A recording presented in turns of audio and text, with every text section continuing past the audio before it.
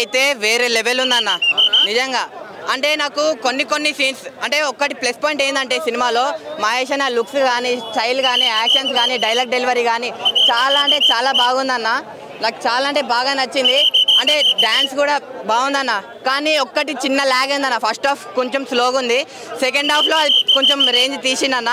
కానీ ఒకటి అంటే మన గురూజీని ఇంకా మహేష్ బాబు వాళ్ళిద్దరు కాంబినేషన్లో సినిమా అంటే ఎక్కడో ఊహించుకుంటామన్న, అంత ఆ రేంజ్ మాత్రం వెళ్ళలేదన్న.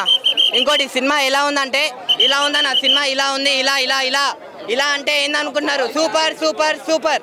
నిజంగా సంక్రాంతికి కూడా మీరు ఒక్కసారి వెళ్ళి చూడొచ్చు అన్న సినిమా. అంతేగాని అంత కాన్సెప్ట్ కానీ స్టోరీ కానీ అంత ఏం లేవన్న. నిజంగా మీరు కానీ ఇంత నిజంగా నిజం చెప్తున్నా అన్న, జెన్యూన్ రివ్యూ.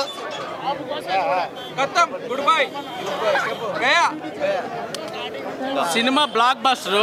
ఇతను అక్కడ కూడా నేటివ్ రివ్యూ ఇచ్చేసి వచ్చాడు, నేను అక్కడ ఇచ్చేసి వచ్చాను ఇతనికి. Cinema blockbuster. ఏ సినిమా అయినా హిట్ అవ్వాలంటే దాంట్లో మెయిన్ స్టోరీ ఇంపార్టెంట్ బ్రో. ఈ సినిమాలో ఉండేదే స్టోరీ. ఒకసారి పేపర్ మీద పెన్ను పెట్టి రాస్తే తెలుస్తుంది స్టోరీ రాయడం ఎంత కష్టమో. ఈ సినిమాలో త్రివిక్రమ్ గారు 100% అతనికి ఉన్న బుర్ర మొత్తం యూజ్ చేసి కరుణరసం బ్రో మదర్ సెంటిమెంట్ ఇచ్చాడు. సూపర్. ఈ సినిమా బ్లాక్ బస్టర్ అవ్వకపోతే ఇతను నెగిటివ్ రివ్యూ ఇచ్చాడు కదా, నేను పాజిటివ్ రివ్యూ ఇస్తున్నాను. చూడండి సినిమాను ఓకే ఎవరి అభిప్రాయం అయితే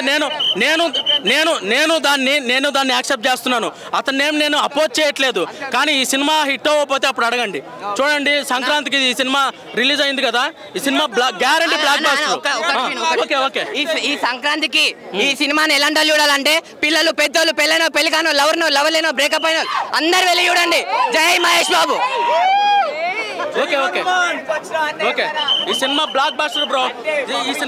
ఈ సినిమాలో ఉండేదే స్టోరీ. అసలు అతను స్టోరీ లేదని చెప్తున్నాడు.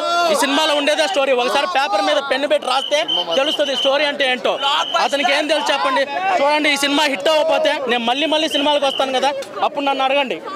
నువ్వు మొన్న ఆ సినిమా చూసావు, ఆ సినిమా హిట్ అని చెప్పావు, అది దాంట్లో స్టోరీ లేదు అది ఇది అంటున్నా. నన్ను మళ్ళీ అడగండి, నేను మళ్ళీ వస్తాను. ఈ సినిమా 120 కోట్లు పెట్టి తీస్తారు. గ్యారంటీ 300-400 కోట్లు గ్యారంటీ సంపాదించేది అది.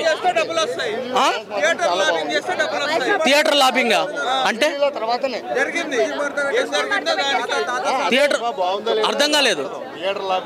థియేటర్ లాబింగ్ అంటే నాకు చెప్పండి, నాకు అసలు తెలీదు. ఒకరికి లాగేసుకుని ఇంకొకరు లేకుండా చేయడమా అంటే దాని గురించి నాకు అంత ఐడియా లేదు బ్రో. ఓకేనా. ఎవరి అంటే ప్రొడ్యూసర్లు వాళ్ళు ఇష్టము అంటే మనలాంటి ఎవరు అంటే ఏ సినిమా నాకేం సంబంధం బ్రో. ఇప్పుడు వాళ్ళు ఎన్ని థియేటర్లలో రిలీజ్ చేసుకుంటారు అనేది వాళ్ళ ఇష్టము. మన చేతుల్లో ఏముంది చెప్పండి. వాళ్ళు కోట్లు డబ్బులు పెట్టి సినిమా తీశారు. మనం ఏముంది చెప్పు. మన సినిమా ఒక 300-400 ఒక 500 పెట్టుకొని సినిమా చూస్తాము అంతే, అంతవరకే. కానీ ఆ థియేటర్లో మనకు అంత ఐడియా లేదు కదా బ్రో. ఏ సినిమా ఒకటి మాత్రం నిజము, ఏ సినిమా అయితే ప్రేక్షకులు నచ్చుద్దో ఆ సినిమానే ఎక్కువ రోజులు ఉంటుంది, ఆ సినిమానే ఎక్కువ డబ్బులు కలెక్ట్ చేసిద్ది. Hit TV presents like share comment. TV వాళ్ళకు కూడా నేను ఒక సర్ప్రైజ్ ఇద్దాం అనుకుంటున్నాను. మీరు మాత్రమే జెస్సీ ఎందుకు అయ్యారు? ఇలాంటి అమ్మాయిలకి పిలవడానికి బాగుంటుంది. చందు సాయికి like you and have a జనాలకి ఒక పేరు నచ్చిందంటే దీనికి ఒక ప్రాసెస్ ఉంటుంది. ఎందుకు ప్రాసెస్ డైరెక్ట్‌గా వెళ్ళిపోదాం. ఏదైనా ఒకటి మర్చిపోయినావా నువ్వు? మర్చిపోయినా మేడం. ఏం మర్చిపోయావు? నా గుండె.